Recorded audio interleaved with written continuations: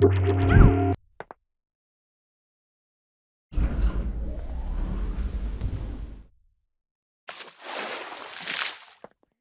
want to take a quick look here at the render tile size. When you do a final render in Lightwave, an F9 render, you'll notice that you get these little tiles that move around, each tile being rendered a bit at a time, and this of course is how your render builds up. The tile size here is basically the number of pixels of size that these tiles are. So if we just let this render here finish off, then we see what we get is a render time there of 40 seconds in all. Now let's change our tile size, okay? Let's go for, say, I don't know, 128 and run it all again. As you can see, bigger tiles, right? Each of these tiles is now occupying more space. And there we go, now it's 37 seconds, so it's a little bit quicker. Now, as such, folk have wondered, why does the tile size seem to change my render time, right?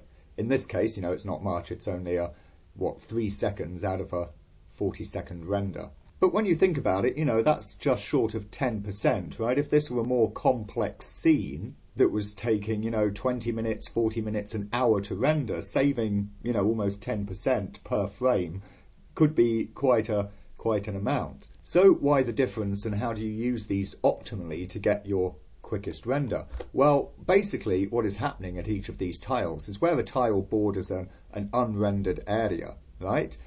There's no sampling or information been collected for this area yet. So the tile has to sort of render a little bit into it, because obviously you might have reflections or refractions or whatever, coming out from different places. So there we've got a reflection of a ball that's actually over here somewhere, right? We see reflected in this thing, so it's having to collect some information from outside, and then when it comes back it's having to render again. The general idea is that because of the way that you have to render outside of the tiles, is that the bigger the tile, then the more it should decrease your render time. So if we give this another go, let's try it at 1024. In that case, we just get one big tile because we're only doing a 640 by 480 render here. So essentially the entire thing is being rendered as one block. Oh, and now it's 38.6 seconds, so actually a little bit slower than before,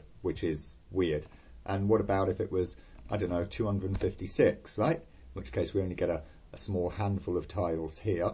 Notice, by the way, that the switch from blue to orange in the tile borders, that tells you whether the tile is running on a single thread or multi-threads, right? You'll notice, of course, I started out with 6 tiles here. That's on a 6-core machine, but as soon as one of the so of course each tile was just being handled by a single CPU thread or single core, but you'll notice that as areas get rendered, then tiles start to become multi-threaded.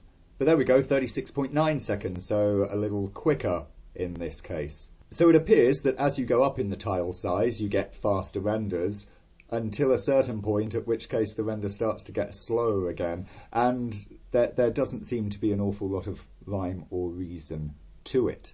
The honest truth is that, frankly, there's no, formula that I can give you to say, yes, always use this tile size, or if your frame is this big, use that tile size, or anything of that nature. If you want to, optimize your render down for, the best performance, you will need to do a couple of test renders at different tile sizes just to sort of see where you're getting the best performance. But it can be worth having a play, especially if you're going to be doing a long render, or certainly if you're going to be rendering any kind of animation.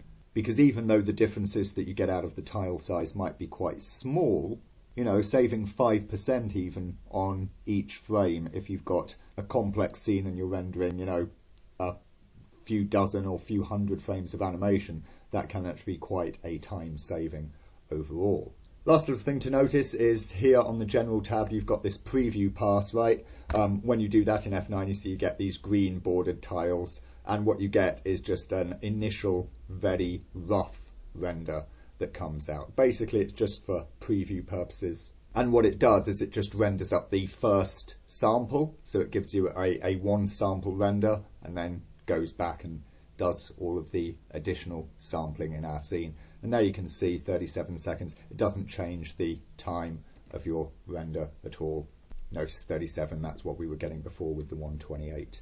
So yes, the whole preview pass, that doesn't really make much of a difference, but your actual tile size will, and it'll vary a little bit from scene to scene which tile size is going to be the best. So do be aware of it, do have a little play with it, especially when you're gearing up for final renders of complex or long time to render scenes. You will be able to save yourself a little bit of render time there.